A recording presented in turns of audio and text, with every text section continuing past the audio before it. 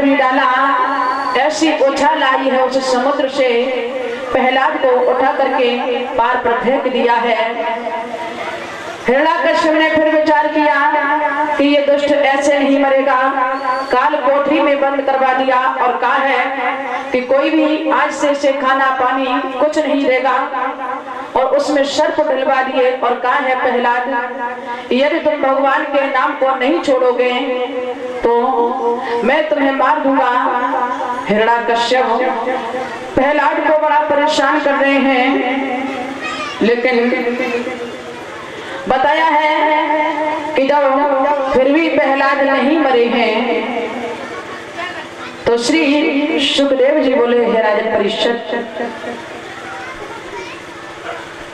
हिरण्याकश्यप ने मन में विचार किया कि ये दुष्ट ऐसे नहीं मरेगा। हमारी एक बहन है जिस बहन का नाम सिंगिका है, और हमारी बहन के पास में एक शीतल चुनरिया है।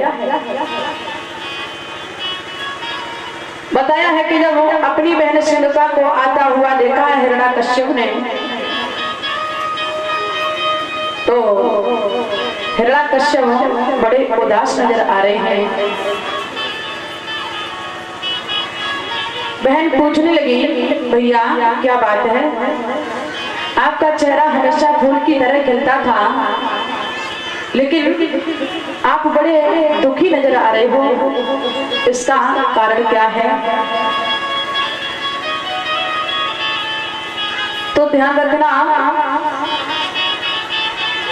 कि जो हिरण्याकश्यप की बहन थी जिसका नाम सिंगिका था, इसके पति का वध खुद इसके भाई हिरण्याकश्यप ने कर दिया था। बताया है कि उस समय की बात है कि एक बार सिंगिका रोजाना मैया शीतला की पूजा करने जाती है, और जब नित्य दिन शीतला मैया की पूजा करती है तो एक दिन क्या देखा, विप्रचित ब्राह्मण ने जब सिंगिका को देखा है कि सिंगिका देखने में बड़ी सुंदर है, तो विप्रचित ब्राह्मण कहने लगे, सिंगिका मैं तुमको देख करके बड़ा प्रसन्न हूँ, आप देखने में बड़ी सुंदर हो, ऐसा करो आप हमारे साथ में विवाह कर दो। सिंगिका कहने लगी, महाराज हम आपके साथ में विवाह तो कर लेंगे, लेकिन ऐसे नहीं, यदि आप हमारे भैया हिरण्याकश्यप से मल्ल युद्ध में जीत जाओ तो हम आपके साथ में विवाह कर लेंगे। हिरण्याकश्यप के नाम को सुना विप्रचित ब्राह्मण कहने लगे, चिंता मत करो सिंगिका। विप्रचित ब्राह्मण कहने लगे, सिंगिका लेकिन बिगर कोई बात हुए ऐसे कोई किसी से कैसे लड़ सकता है? अरे कुछ तो कारण होना चाहिए कि जाते ही जाते थोड़ी नहीं लड़ जाएंगे। सिंगिका कहने लगी, महाराज वो बात आप हमारे ऊपर छोड़ दो। बताया है कि सिंगिका जैसे ही घर पहुंची तो चिल्लाने लगी, भैया हिरण्याकश्यप से सामने चिल्लाने लगे, भैया हमारे धर्म की रक्षा करो, भैया हमारी रक्षा करो। हिरण्याकश्यप ने देखा, पूछने लगे, बहन क्या हुआ?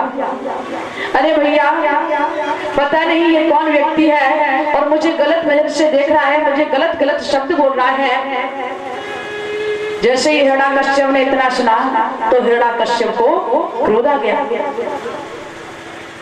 उसी समय हिरण्याकश्यप और विप्रचित ब्राह्मण में मल्ल युद्ध होने लगा। बताया है अंत में यह हुआ कि विप्रचित ब्राह्मण ने हिरण्याकश्यप को जमीन में पटक दिया, और जैसे ही हिरण्याकश्यप हारे हैं, सिंगिका ने वरमाला ली, वरमाला लेकर के विप्रचित ब्राह्मण के गले में डाल दिया। प्रसन्न होकर के ब्राह्मण देव सिंहिका को लेके जा रहे हैं। तो लेकिन इधर जब हिरण्याकश्यप हार गया तो हिरण्याकश्यप को इस बात की बड़ी बदनामी लगी कि आखिर में हमारा बेनोई था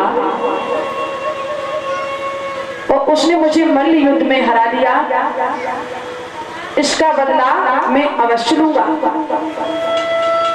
हिरण्याकश्यप के अंदर जलन पैदा हो गई। मैया साथ में जा रही है विप्रचित्त ब्राह्मण के साथ। तो मैया सिंहिका कहने लगी, स्वामी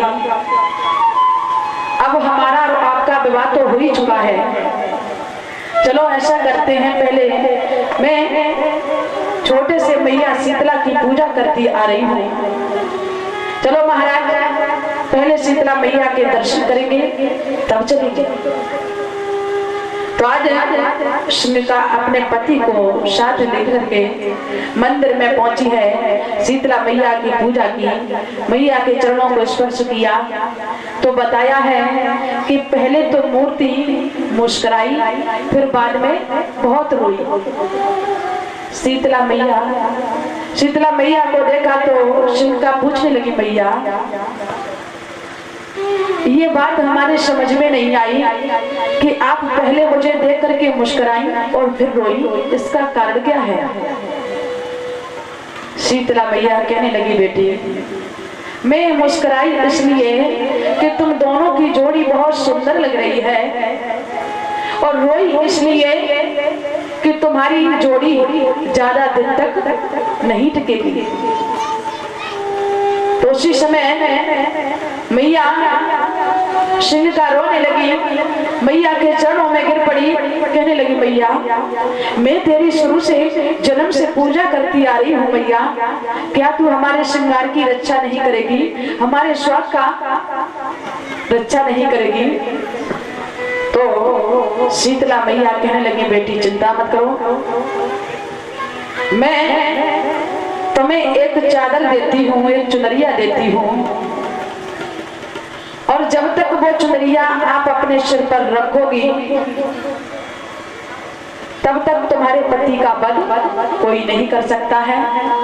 ध्यान रखना बेटी, जिस दिन तुम्हारे सर से ये चादर नीचे गिर गई उसी दिन तुम्हारा स्वाग उजड़ जाएगा।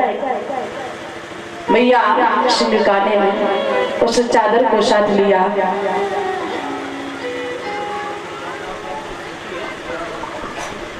हेलो